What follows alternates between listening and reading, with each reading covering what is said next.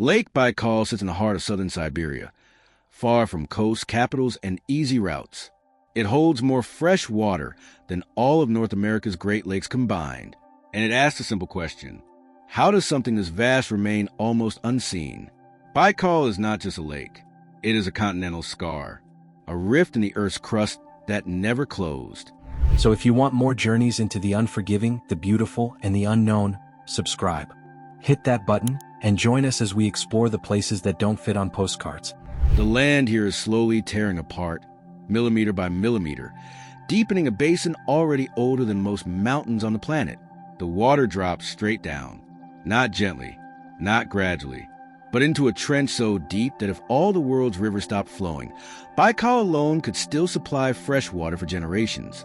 From above, it looks calm, a blue blade cutting through forest and rock. But the scale is deceptive. Baikal stretches longer than some seas. Its opposite shore often disappears into haze. Wind builds waves with ocean force. Storms rise without warning. This is Siberia's inland ocean. Winter arrives early here. By January, ice seals the surface in a single sheet, clear, thick, and alive with motion. Cracks thunder across the lake like artillery. Pressure ridges rise overnight. Beneath the ice, the water remains moving, oxygen-rich, alive. Few lakes on Earth breathe in winter. Baikal does. That oxygen feeds an ecosystem found nowhere else. More than half of Baikal's species exist only here. Tiny crustaceans filter the water until it becomes almost unnaturally clear. In some places, visibility drops straight down like air. The lake cleans itself. Fish evolve in isolation. Sponges grow massive and green along the rocky bottom. And then there is the seal. The Baikal Nerpa is the world's only freshwater seal. No clear record explains how it arrived. No modern path connects Baikal to the ocean. The animal is a biological riddle, surfacing quietly through holes in the ice, watching from a distance. Life here adapts or disappears.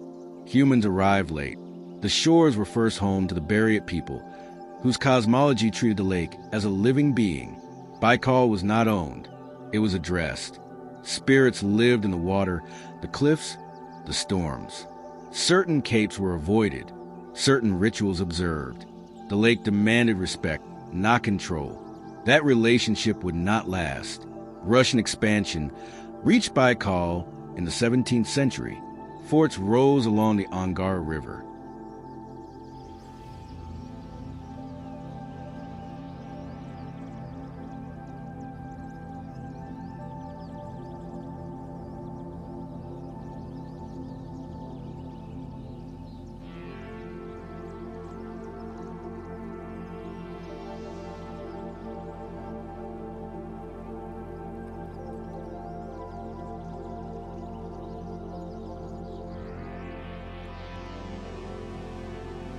Trade routes hardened into supply lines.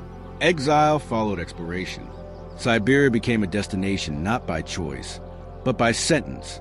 Baikal watched it all. Prisoners crossed a frozen surface under guard. Timber camps crept into the taiga. And later, the Soviet state arrived with plans large enough to ignore consequences. Railway engineers faced a problem. Baikal blocked the most direct path across Asia. The solution was not to go around, but through. Along the southern shore, the Circumbaikal Railway was carved into cliffs. Tunnels blasted through solid rock. Bridges thrown across ravines. For a time, this was the most expensive stretch of railway ever built per kilometer. Stone by stone, tie by tie, human will pressed against geology. The trains came, and with them, industry. Pulp mills rose near the waterline. Waste flowed outward. For the first time in its ancient history, Baikal could not clean itself fast enough. Pollution spread silently through the depths. Scientists warned. Protests followed. Some plants closed. Others lingered. Damage, once done, moved slowly in cold water. Beyond the rails, villages cling to the shoreline. Wooden houses, smoke columns. Fishing boats pulled onto stone beaches. Life here remains seasonal and hard. Winter isolates. Summer overwhelms. The lake gives food, but it also takes. Storms flip boats. Ice breaks without warning. Distance deceives. Many who underestimate Baikal never return. And yet, people stay. They fish for omul, a silvery salmonid once abundant, now carefully managed. They gather herbs from the hills. They listen to the ice speak at night. Across the water lies Alkan Island, Baikal's largest, a place of wind, steppe, and ritual poles tied with ribbons. This is one of Siberia's spiritual centers. Shamanism persists here, not as performance, but as continuity. Drums echo across open ground. Offerings are left for the lake. The island has no forest tall enough to block the wind. Erosion exposes rock. The land feels unfinished. Beyond Alkan, the shoreline grows wilder. Roads fade. Settlements thin. To the north, mountains close in. Taiga stretches unbroken for hundreds of kilometers. Bears, wolves, and sable move through forests that still follow Ice Age rhythms. Fires burn in summer. Snow seals everything in winter. Baikal sits at the center of the system, stabilizing climate.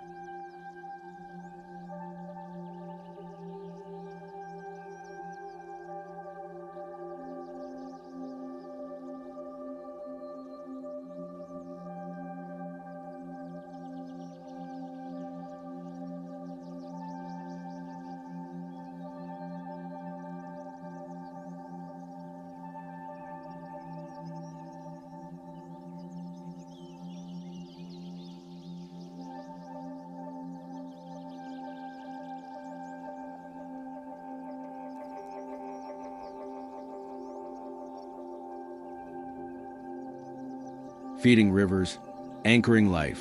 The Angara River flows outward, the lake's only outlet. All other rivers feed Baikal. Nothing escapes except through this single channel. It is a one-way gate. Climate change has begun to shift that balance. Ice forms later, melts earlier. Algal blooms appear where none existed before. Species adapt to the cold, oxygen-rich water phase pressures measured not in decades, but in seasons. Baikal has endured tectonic violence, ice ages, and extinction events. But rapid change tests even ancient systems. Scientists monitor the depths. Locals watch the seasons. The lake responds in subtle ways. Changes in clarity, temperature, timing. There's no dramatic collapse. Just adjustment, or warning. At night, Baikal reflects the sky with brutal clarity. Stars burn sharp. The Milky Way stretches uninterrupted. No city glow reaches as far. The silence feels heavy, almost physical. In summer, fog rolls low across the surface. In winter, the ice turns blue, then white, then shatters into geometry. Every season reveals a different lake. Baikal does not perform. It does not invite. It exists on its own terms. This is not a destination that bends to travelers. It resists schedules. It ignores expectations. It rewards patience and punishes haste. And still, it remains one of the most important bodies of freshwater on Earth. A reservoir, a laboratory, a warning. If Baikal can be damaged, nothing is untouchable. If Baikal can recover, there is still time. The lake has waited millions of years. It will wait longer. Standing on its shore, scale becomes personal. Human timelines shrink. Ambition softens. The water keeps moving, deep and cold, carrying memory in silence.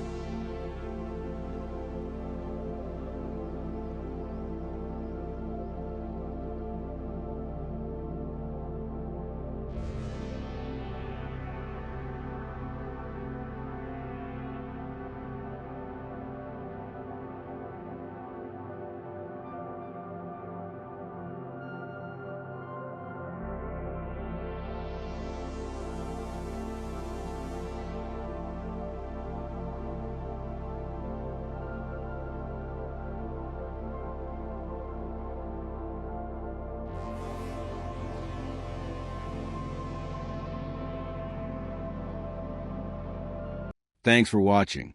See you soon. Beyond the familiar shoreline, Baikal begins to change character. Not in size, in mood. There are days when the lake feels absent. The surface flattens. Wind drops. Sound travels too far. Voices echo longer than they should, as if the air itself has thinned. Then, without warning, the lake wakes. A line of darker water appears in the distance. Waves rise fast, not rolling, but stacking. Boats turn back. Fishermen red the surface the way sailors red clouds. Baikal storms don't announce themselves. They arrive already formed. Here, the wind has names. Local terms passed down, not written. Each direction carries a reputation. One brings cold. Another brings confusion. Another has flipped ships that never sent distress. The lake does not care how well you prepare. Navigation on Baikal is an old problem. Compasses behave strangely near certain capes. Fog erases distance. Shorelines vanish. Even experienced pilots hesitate when the horizon dissolves into gray. In earlier centuries, crossing Baikal meant risk by default. In winter, caravans waited weeks for ice thick enough to trust. In summer, barges hugged the coast, stopping often, watching the sky. Some never arrived. Wrecks still lie on the bottom. Wooden hulls preserved by cold. Iron frames slowly dissolving. Artifacts frozen in darkness, untouched by currents. Baikal keeps what it takes. There is sound down there. Not echoes, not movement, but pressure. A low, constant presence. Scientists describe it clinically. Locals describe it differently. They say the lake listens. Voices drop naturally when people speak near the water, not out of superstition, out of instinct. Something about Baikal discourages noise. Even laughter fades quickly. In small settlements, stories replace entertainment, not told loudly, not embellished, just stated. A boat that returned empty, a man who stepped onto ice that had carried trucks the day before, lights seen moving beneath the surface, too large to explain, too steady to ignore. No one insists these stories are true. No one insists they aren't. The lake does not confirm or deny. During the Soviet era, Baikal became a place of measurement. Depths mapped, temperatures logged, samples collected. Floating laboratories drifted silently, lowering instruments into water that predates humanity. Researchers spoke of Baikal with restraint. No dramatics, no reverence, but they stayed longer than planned. They returned often. Some never left. Something about long exposure changes people. Time behaves differently near Baikal. Days stretch. Seasons feel heavier. The future feels closer than the past. Winter villages grow quiet. Movement slows. Decisions wait. When ice roads open, life compresses into narrow windows. Supplies come in. People leave. Others arrive. The ice becomes infrastructure. Vehicles drive across the lake as if it were land.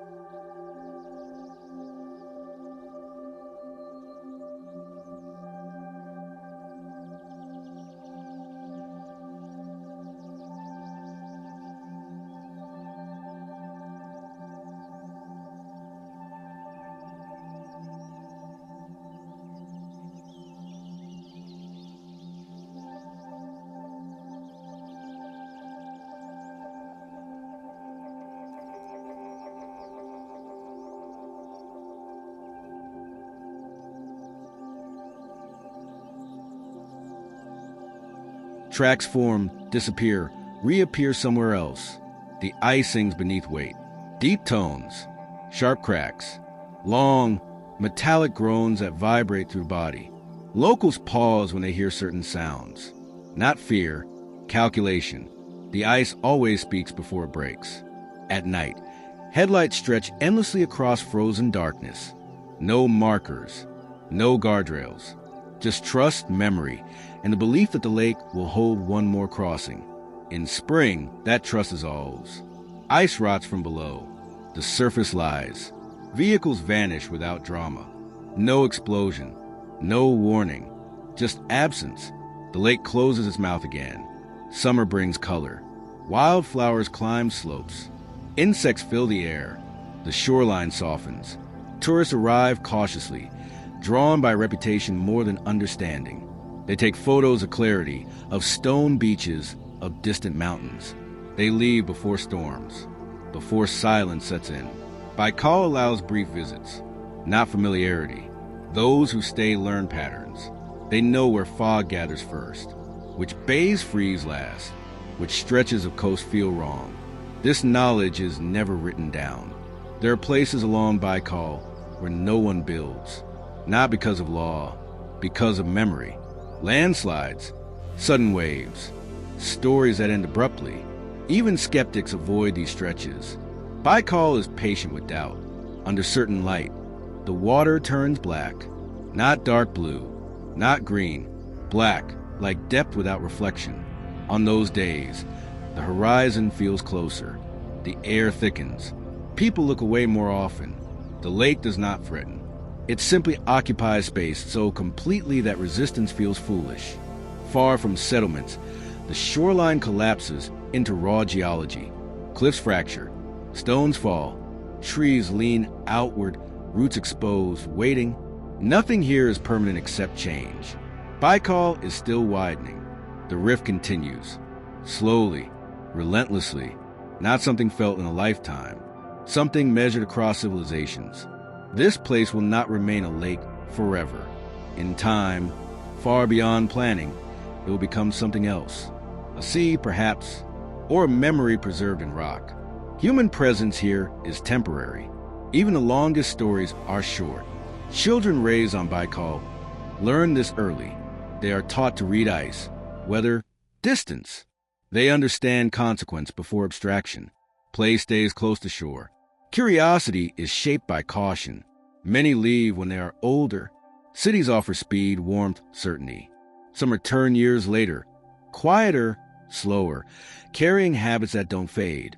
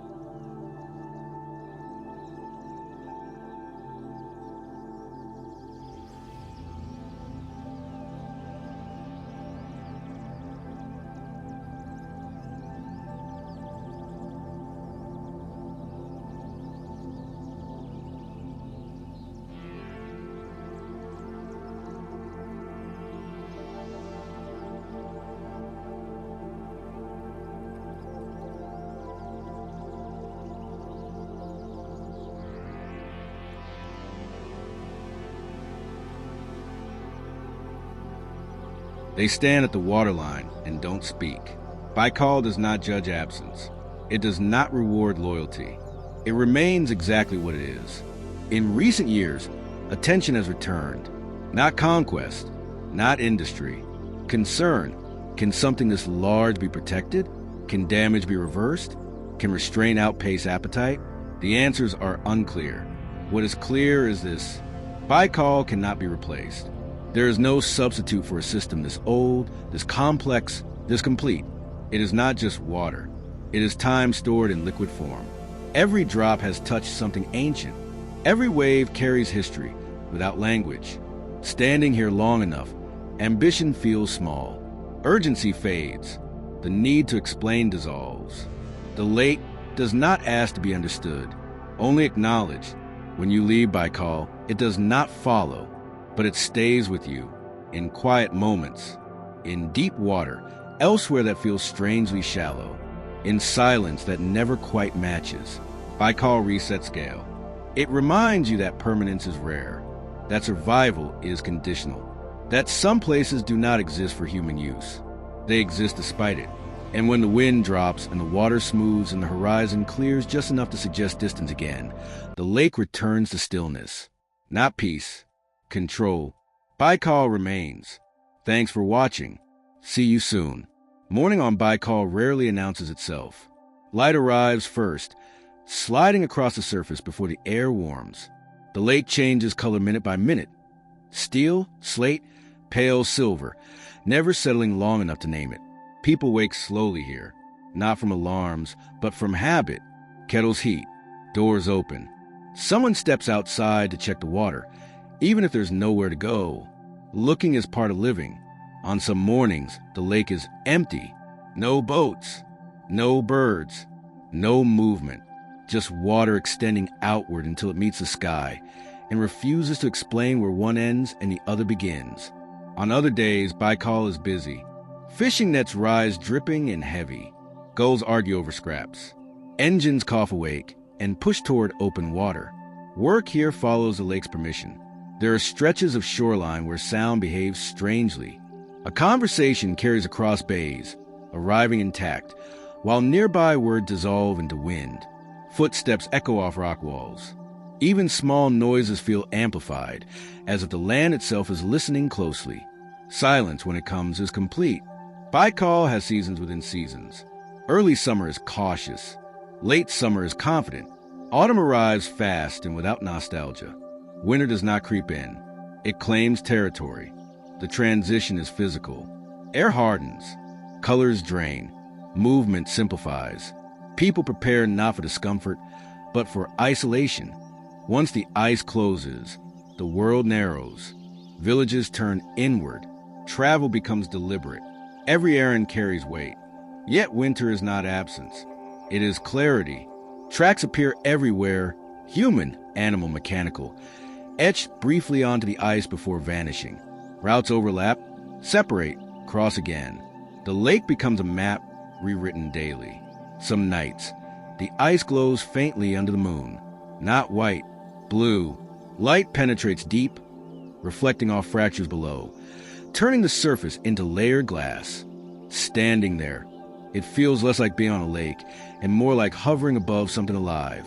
People talk differently in winter. Less speculation, more observation.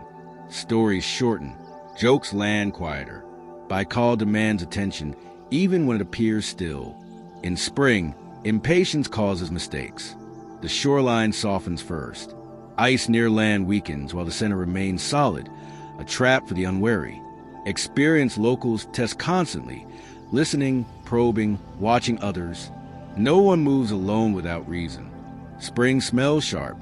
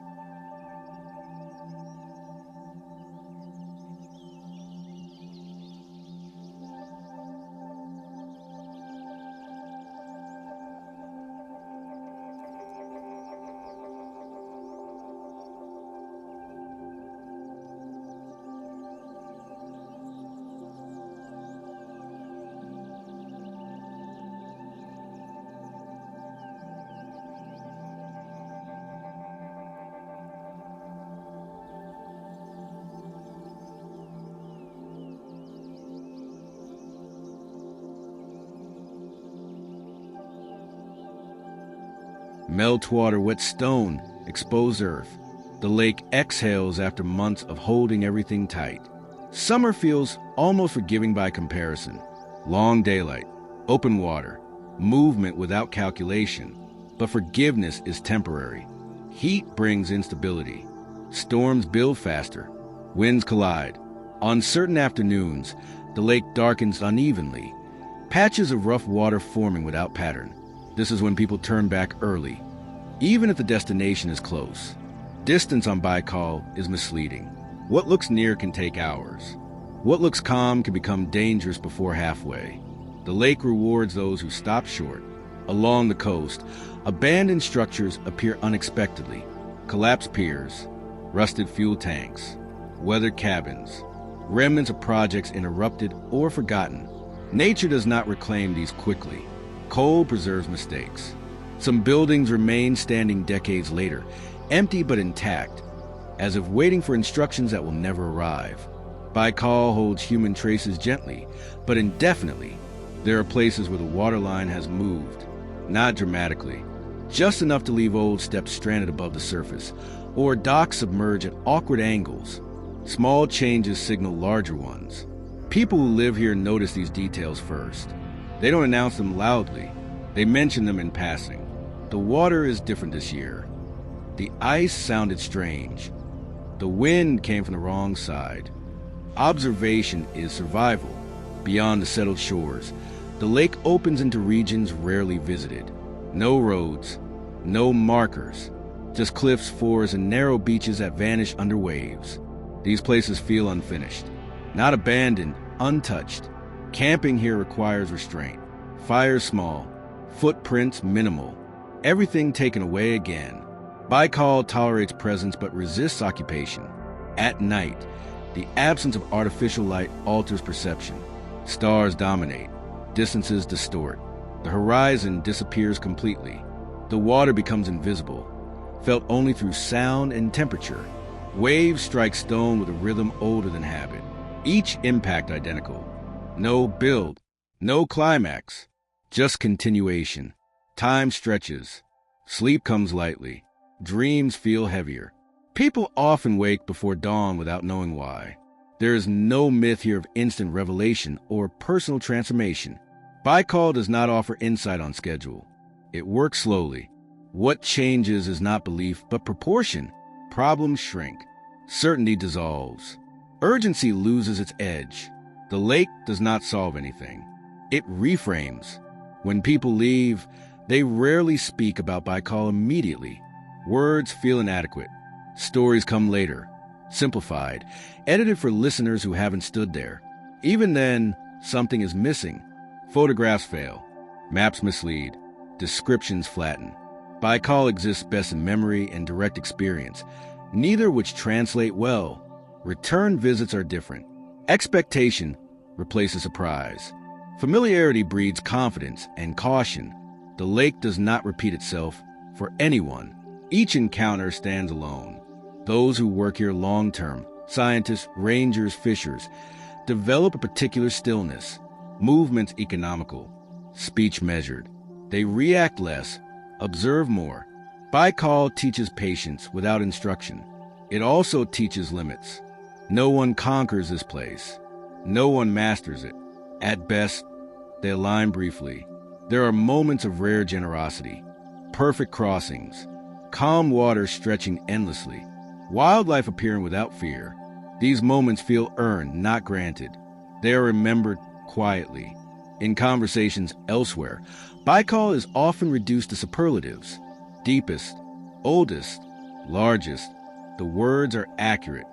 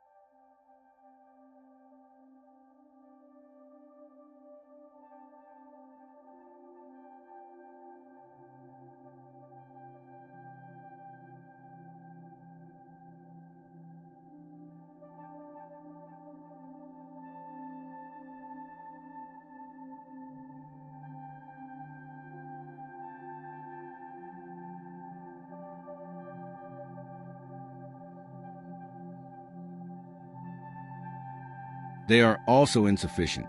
What matters is not how Baikal compares, but how it persists, long after attention shifts, long after plans change, long after people move on. The lake remains engaged in processes far beyond concern. Tectonics, circulation, life cycles unfolding without urgency. Standing on its shore near departure, there is often a pause, not reluctance, recognition. Leaving feels final even when it isn't. Baikal does not follow travelers. It stays where it is, doing what it has always done, waiting. There is a moment, usually late in the evening, when Baikal feels closest. Not physically, mentally. The lake darkens before the land does. Mountains lose shape. Forest becomes mass. Water absorbs the last light and gives nothing back. This is when conversation thins out. Not because there's nothing to say, but because anything said feels unnecessary. People sit longer. They stare. They listen. Baikal at night does not sleep. It shifts. It adjusts. It exhales. Small waves brush the shore with sound that repeats but never loops. Each one is slightly different. A change in weight. A change in angle. The rhythm is steady enough to calm, irregular enough to prevent boredom. This is the lake's language. Not words. Variations. Those who spend enough nights here learn to distinguish meaning in sound. A harder strike means wind offshore. A hollow knock against stone suggests rising swell. Silence, absolute silence, means change is coming. The lake does not surprise those who pay attention. It overwhelms those who don't. In isolated houses along the shore, windows face the water even when there's nothing to see. This is an aesthetic. It's orientation. People want to know where they are in relation to the lake at all times. To turn your back on Baikal feels wrong. There are nights when clouds hang low and the water disappears completely. The lake becomes presence without outline, depth without surface. On those nights, distance feels shorter, as if the water has crept closer while no one was looking. Children raised here don't fear the dark. They fear sudden quiet. When the lake stops sounding like itself, something is shifting. Sometimes it's just weather. Sometimes it's more. No one explains further. Baikal has a way of compressing experience.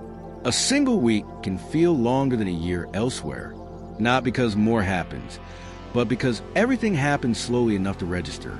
Meals take longer. Decisions wait. Silence stretches without discomfort. People unused to this pace become restless. They check time. They look for signal. They ask what there is to do. The answer is usually nothing, and that nothing changes them.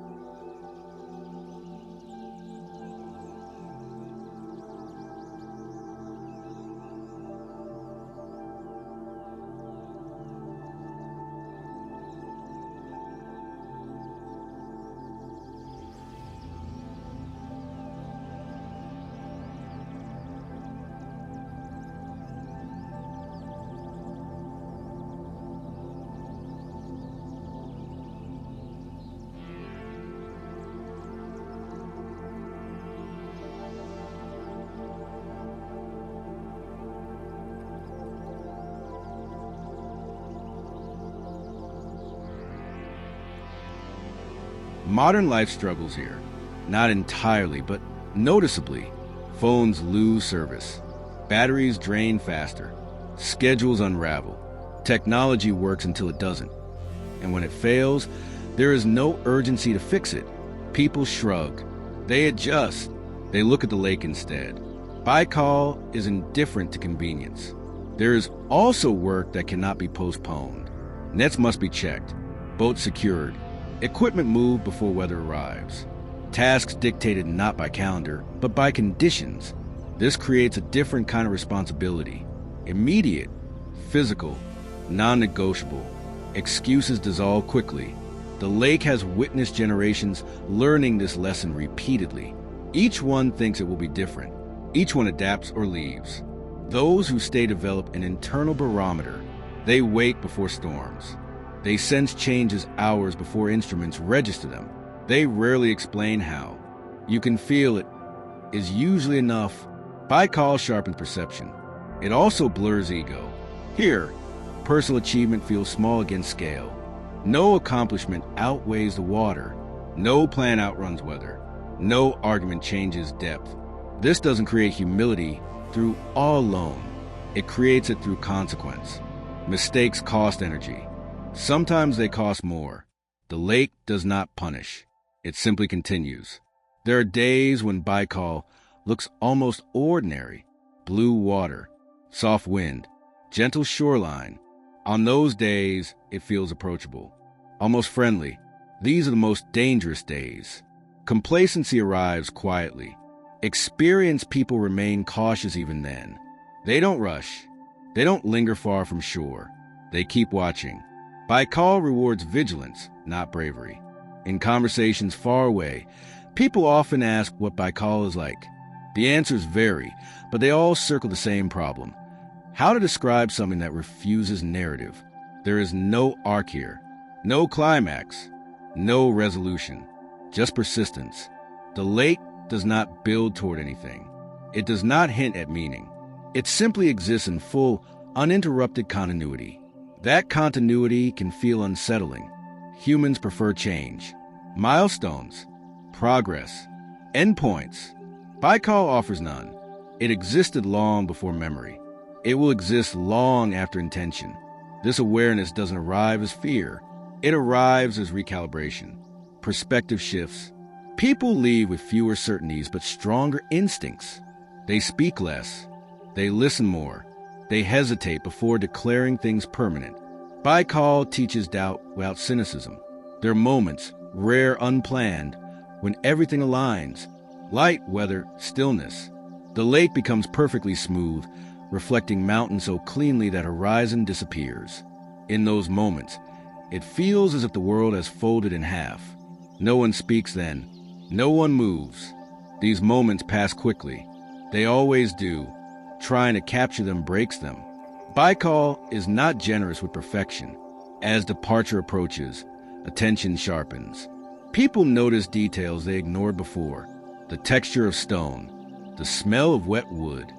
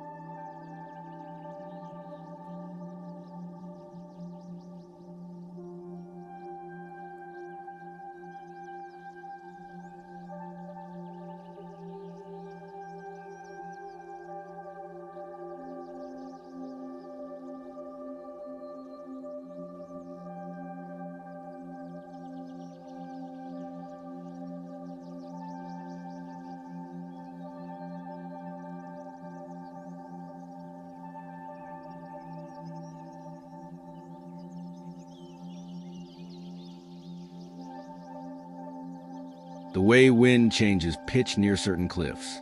Memory begins recording actively. Leaving Baikal is not dramatic. There is no farewell ceremony, no closing gesture from the lake. It does not acknowledge departure. That indifference is part of its power. You walk away. The lake remains. Roads pull you back into motion. Noise returns. Time accelerates. The world regains edges and urgency, and yet something lingers. In other places, water feels thinner. Silence feels shallow. Distance feels exaggerated. Baikal recalibrates expectation permanently. It becomes a reference point you didn't know you needed, a measure of depth, a reminder of scale, not a destination, a baseline. Long after details fade, one impression remains intact. The sense of standing beside something that does not require explanation, permission, or acknowledgement. Something complete. Baikal does not ask to be remembered. It does not care if it is understood. It simply continues, carrying cold clarity through time, reshaping land grain by grain, season by season. And somewhere inside, that steadiness stays with you. Quiet, unmoving, enduring. Thanks for watching. See you soon. There are tastes that belong only to this place. Not dishes, not recipes. Moments. Hot tea after hours of cold that settles into bone. Bread torn by hand, eaten without hurry. Fish smoked slowly enough that time itself seems involved. Food near Baikal is not about variety. It's about recovery. People eat to return to balance. Warmth, strength, attention. Meals stretch quietly. Someone watches the window. Someone listens for wind. Someone refills cups without asking. Conversation drifts, pauses, resumes somewhere else entirely. Nothing is rushed because nothing can be. Language around the lake becomes economical. Fewer adjectives, more verbs. Words describe conditions, not feelings. Clear. Moving, not safe. Emotion is implied, not declared.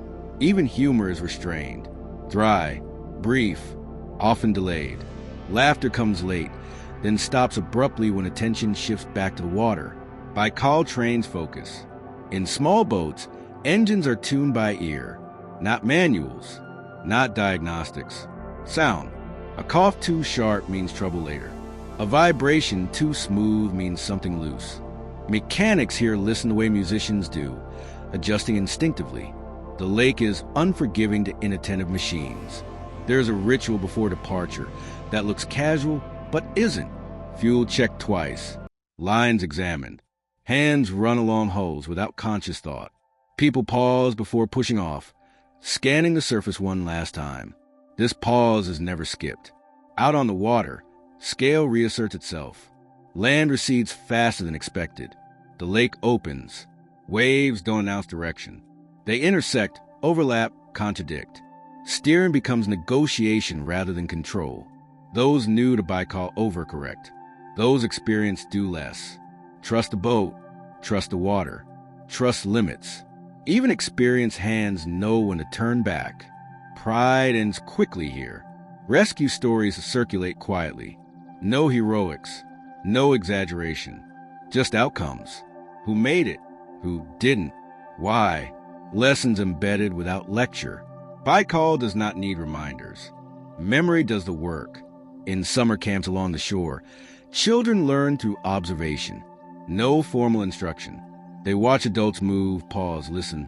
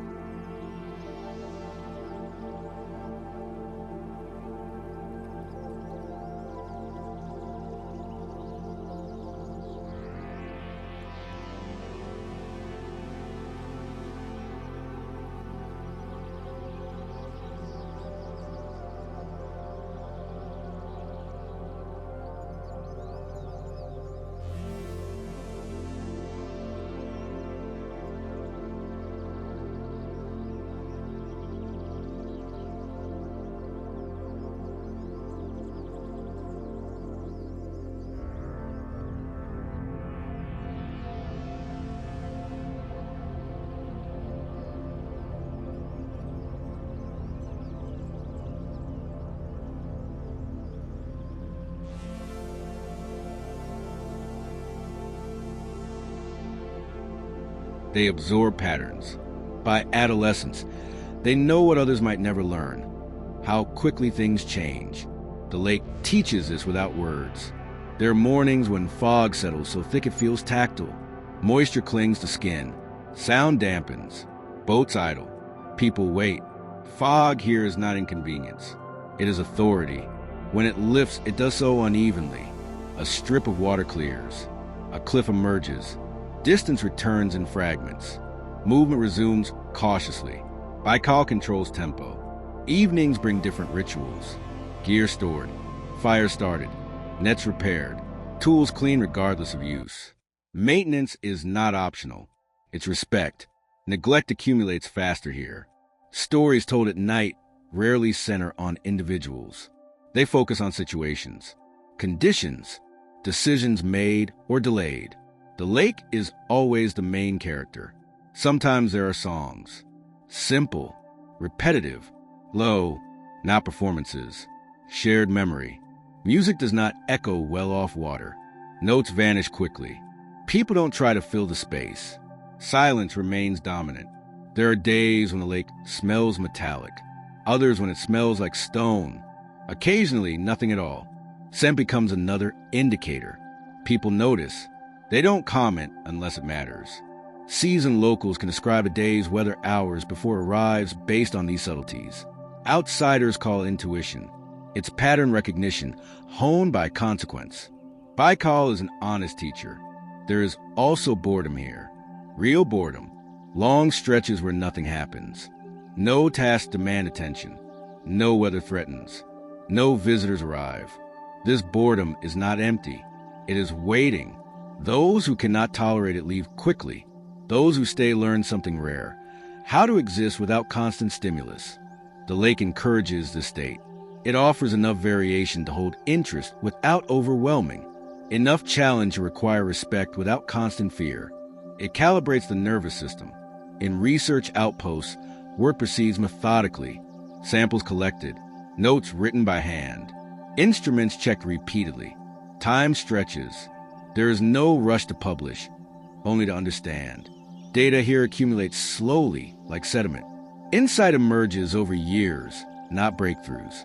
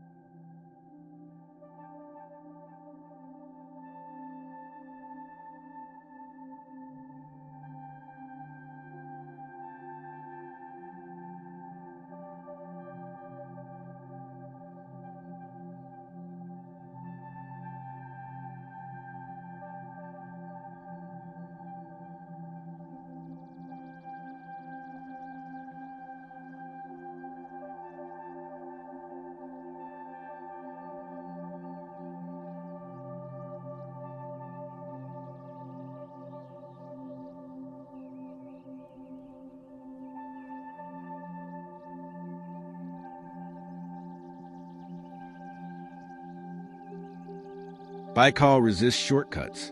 People working here often speak less over time, not from isolation, but from efficiency. When words are used, they matter.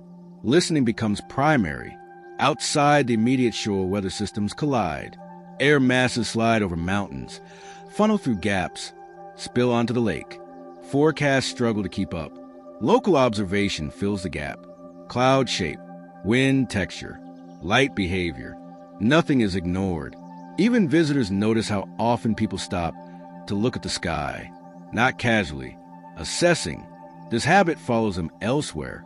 They glance upward more often. They feel changes sooner. Baikal leaves marks.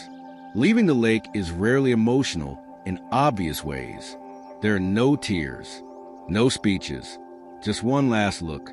People often turn back once more after starting away, as if checking whether something has changed. It hasn't. The road pulls attention forward. Noise builds. Schedules return. But something internal resists acceleration.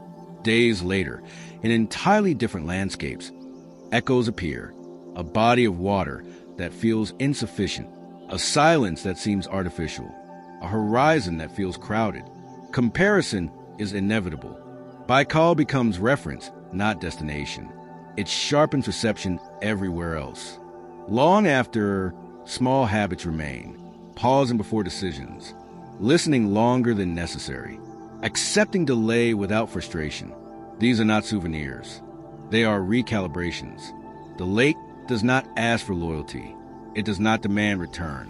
It simply alters those who stay long enough to notice. And somewhere far away, when the wind shifts unexpectedly or water darkens without explanation, memory stirs.